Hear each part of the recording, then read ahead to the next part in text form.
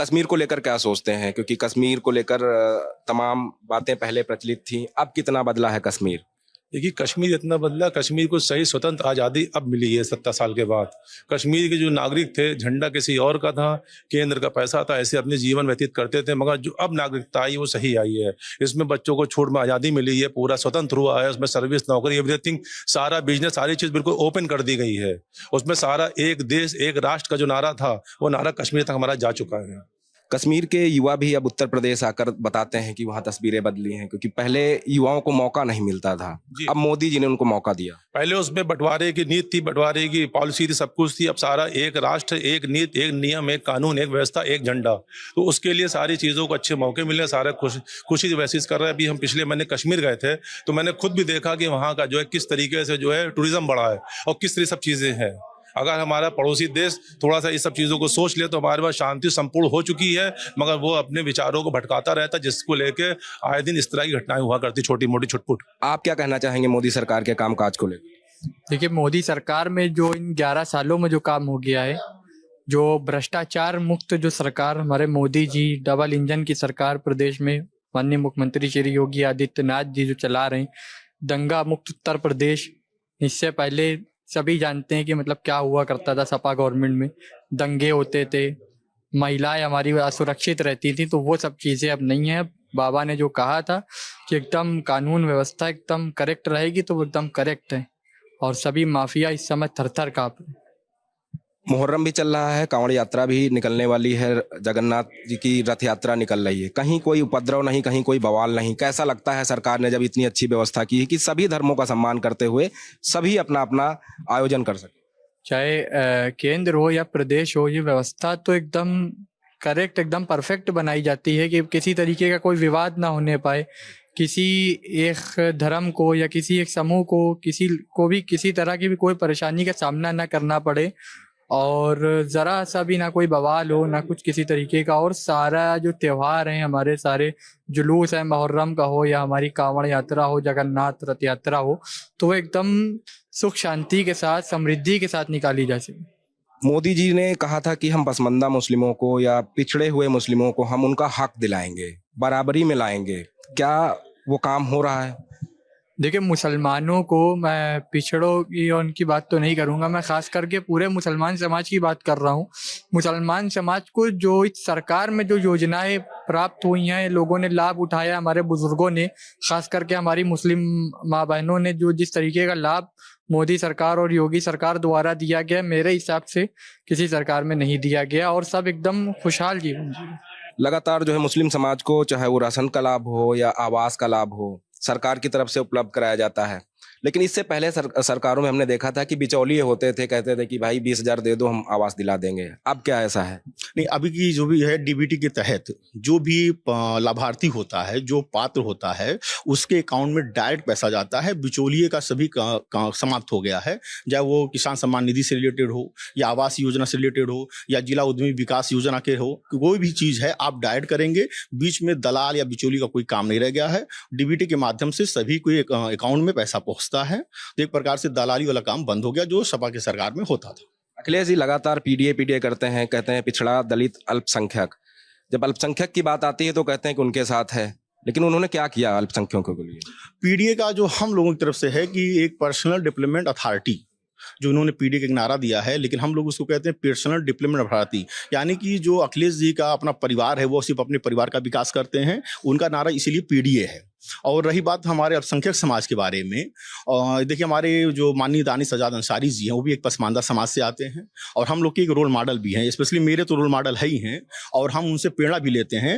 हमारी सरकार ने अल्पसंख्यकों से रिलेटेड बहुत सी योजनाएं लागू की हैं और जो इस समय धरातल पर चल भी रही हैं। इससे पहले वही मैंने आपसे कहा ना कि तेज पत्ता की तरह यूज करते थे, वोट लेते थे, लेकिन कोई भी ऐसी योजना नहीं मुसलमानों के लिए थी, चाहे वो आपका ट्रिपल तलाक की बात हो जो हमारी बहनों के लिए बहुत अच्छी बात रही हो, या अभी देखिए वक्फ का संशोधन का मसला जो चल रहा है, उसमें सबसे अच्छी बात यह कि बहुत से ऐसे लोग जो कई सालों से काबिज हैं और मुस्लिम समाज के लिए कोई भी ऐसी काम नहीं कर रहे हैं वक्फ के द्वारा जो समाज के लिए अच्छा हो। एक प्रकार से अपना पर्सनल एजेंडा सेट किए हुए हैं जिसपे सरकार उस पर भी काम कर रही है। वादे किए गए कि हम धरातल पर मुस्लिम समाज को बेहतर बनाएंगे, बेहतर उनका समाज स्थापित करेंगे, वो वादे कितने ज्यादा पूरे हुए?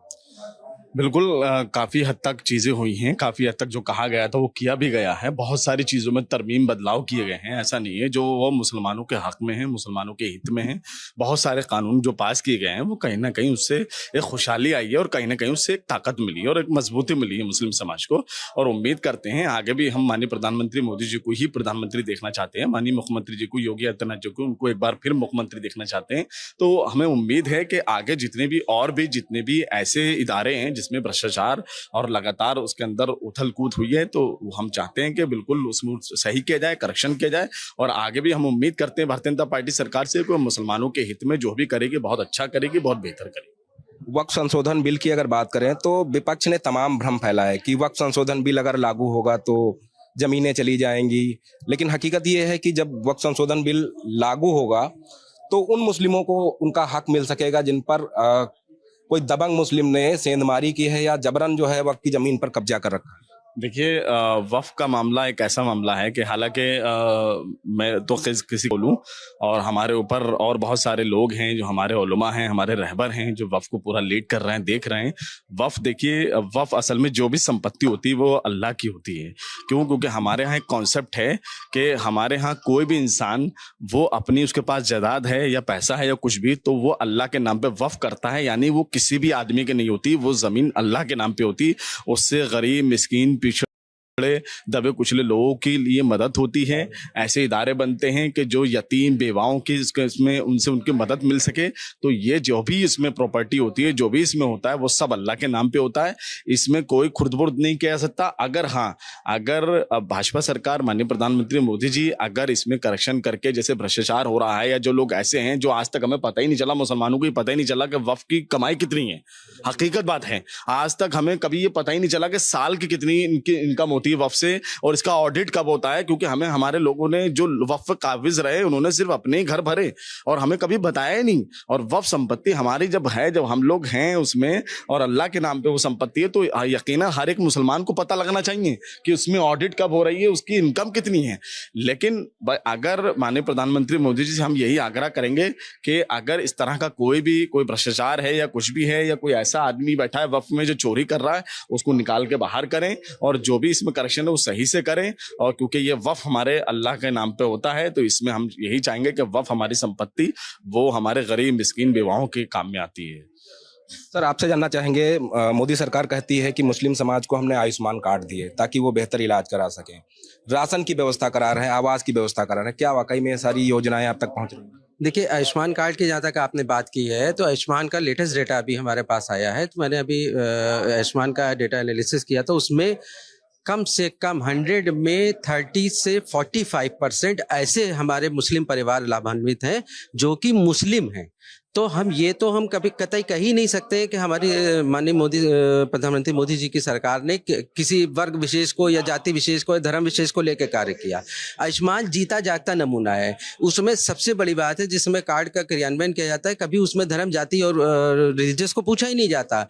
100% में 35 से 40% परिवार ऐसे पूरे प्रदेश में आकलन किया गया, पूरे उत्तर प्रदेश में, जिसमें हमारे मुस्लिम परिवार हैं। तो हम ये कैसे कह सकते हैं कि माननीय प्रधानमंत्री मोदी जी जो है किसी धर्म विशेष या जाति विशेष के लिए कार्य कर रहे हैं? प्रदेश के तमाम मुस्लिम समाज से जुड़े हुए लोगों से बात की, उन्होंने साफ तौर पे कहा कि उत्तर प्रदेश की योगी सरकार और केंद्र की मोदी सरकार लगातार मुस्लिम समाज के उत्थान को लेकर काम कर रही है, मुस्लिम समाज के युवाओं को रोजगार देने के लिए काम कर रही है।